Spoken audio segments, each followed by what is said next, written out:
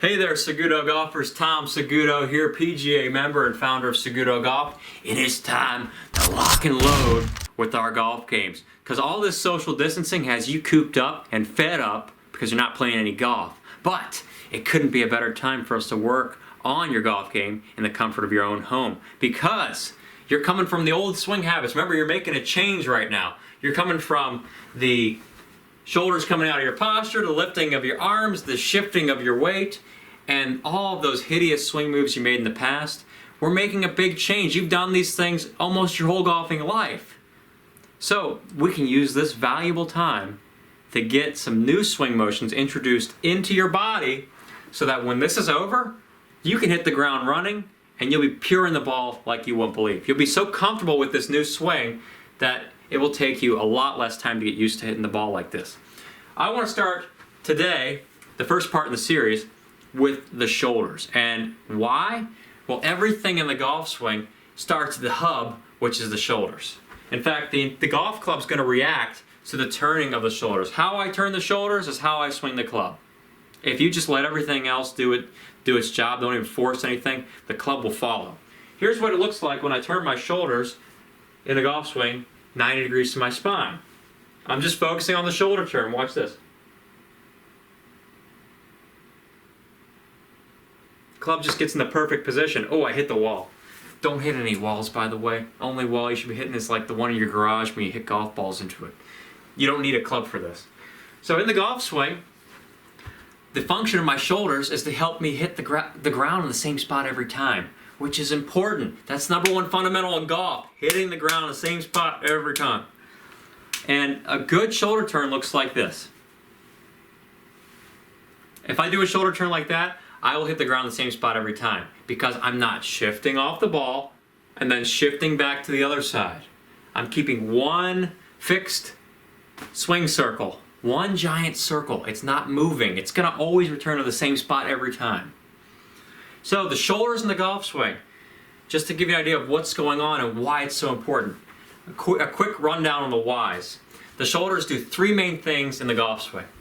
One, they tilt fully to the left. The tilting helps the shoulder maintain a relationship to the ball in the swing, because the most important relationship you have in golf is the one with your golf ball. You got to love the golf ball. You got to cherish it. It's a romantic relationship.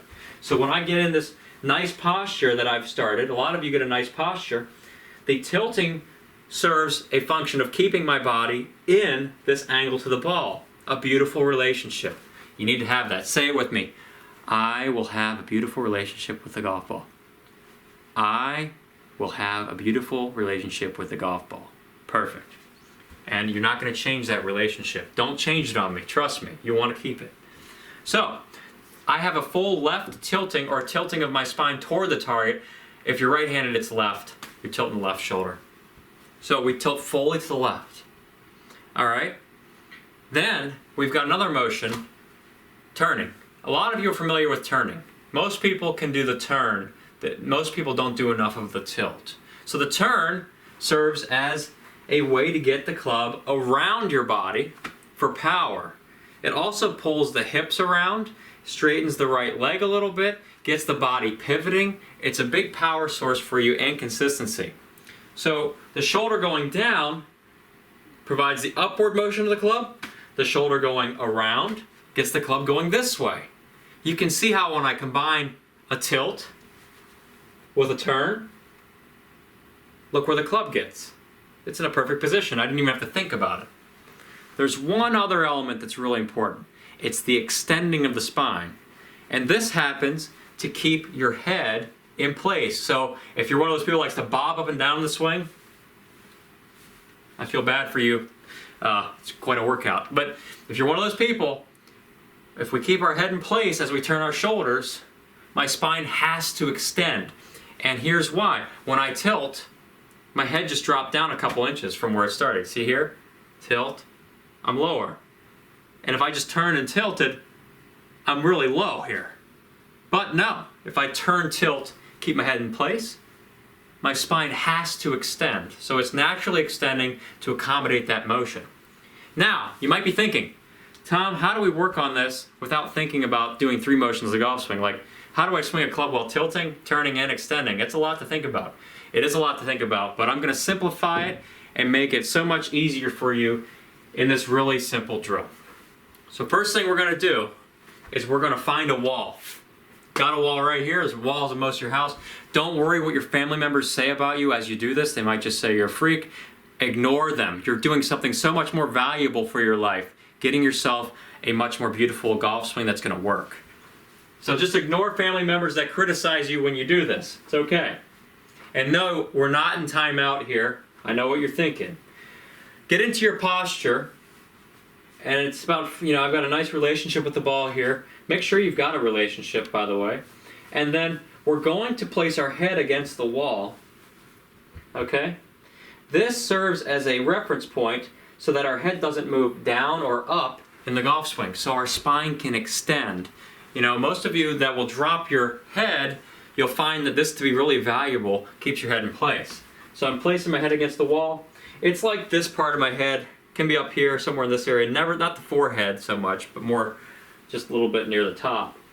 And what I want to do from this position, before I swing, you're going to allow the hips to turn and be pulled around by the shoulders. So I'm going to turn my shoulders 90 degrees to my spine. Okay?